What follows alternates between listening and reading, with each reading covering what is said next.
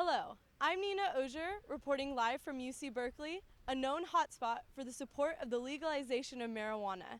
I'm here today to gauge the public opinion on the recent rejection of Proposition 19.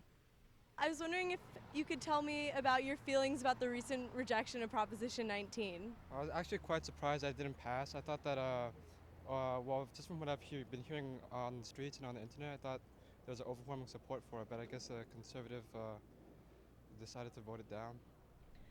I was wondering if you could tell me about your feelings about the recent rejection of Proposition 19. Well, I mean, I voted for it. I say, why not? I think that it definitely, people definitely, it seems like it was sort of like the gay marriage proposition, like when they actually had to pull the trigger on something like that, voters definitely moved away from it, the more they thought about it. But the fact that such a big state could very nearly legalize marijuana when like 30 years ago it would have like sent you to prison, indicates that just like with the gay marriage measure, like it's just a matter of time before it gets passed. So, I wasn't happy that it failed, but like I still am pretty confident that it'll pass eventually. Do you have any feelings on Proposition 19, the legalization of marijuana? I think enough people smoke it anyway. Why not legalize it? Like you get taxes, you make money off of it. So I think it's a pretty good idea. This is Pranav Jha, political science major at the University of California, Berkeley. As a political science major, how do you feel about the political impact of Proposition 19? Well, had it passed, I think it would have been extremely beneficial politically. The amount of hardship it's been giving to nonviolent drug users over the last couple decades has been pretty atrocious, and so by its passing, people would have been able to medicate in peace, and it would have really just been a benefit to drug policy in the future, I think. Why do you think that Proposition 19 didn't pass? I think the major reason that Proposition 19 didn't pass was a lack of real authority figures from either of the parties coming out in support of it. Even though people may have been more receptive to the idea of legalized marijuana, and we have been seeing more and more favorable polls showing for it, the fact that no one in any political party said that they supported the bill meant that people were unsure about whether the effects that people were claiming for it would actually be true. So do you think that marijuana should be legalized?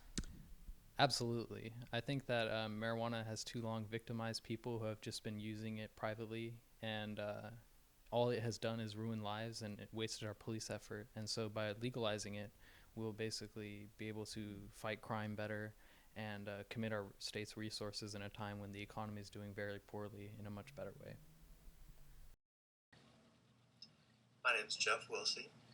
I'm a junior undergraduate at Harvard University, and I'm currently a candidate for a degree in economics. As an economics student at Harvard and also a California resident, what do you think would have been the economic effect of passing Proposition 19? Well, it's difficult to say exactly what may have happened. The obvious impact obviously would be from taxes. Just as with alcohol and tobacco sales and any other retail goods, tax revenue would have increased. But the extent to which it would have is very difficult to say. Because the sale of marijuana is illegal and therefore not tracked, it's hard to say exactly how many people consume it and what the exact consumption is. And also, with it legalized, we could see a greater number of users. So potentially it could have been very great for the economy in California, but it's difficult to say without actual numbers. Possible economic effects taken into consideration, would you have voted for Proposition 19? Strictly from an economic standpoint, yes, I would have. But I don't think that's really the question that was at hand with this proposition. For many people, I think it's more of a moral issue. And although people understand that there's an economic upside to it, that really is more of a second thought to them. So I don't really think that was the question that was being debated. I'm sitting here with Ellen Stern, psychotherapist and clinical supervisor.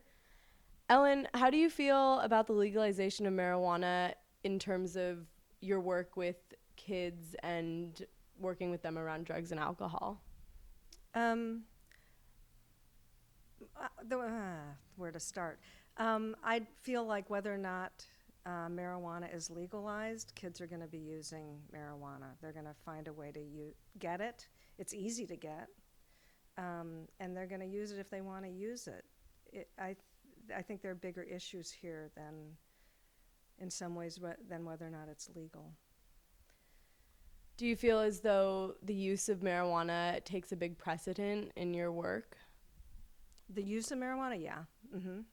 Well, because of my field, I tend to work with usually people that have issues or have problems, right? So the issue of addiction gets involved with the use of marijuana, of course. And so whether or not marijuana is legalized or not, I'm still going to be clinicians are still going to be dealing with the use. Do you mind if I ask how you voted in this recent election in regards to Proposition 19? No, I don't mind answering that. I voted against Prop 19. I go by the rule of thumb, when in doubt, don't. And I have a lot of questions. I can't say I'm absolutely clear on whether or not it should be legalized or not. I just think that it sends the wrong message to legalize marijuana to our children. We're already a culture of lots of addiction, all kinds of addictions, and to legalize yet something else that causes addiction, I think is going in the wrong direction.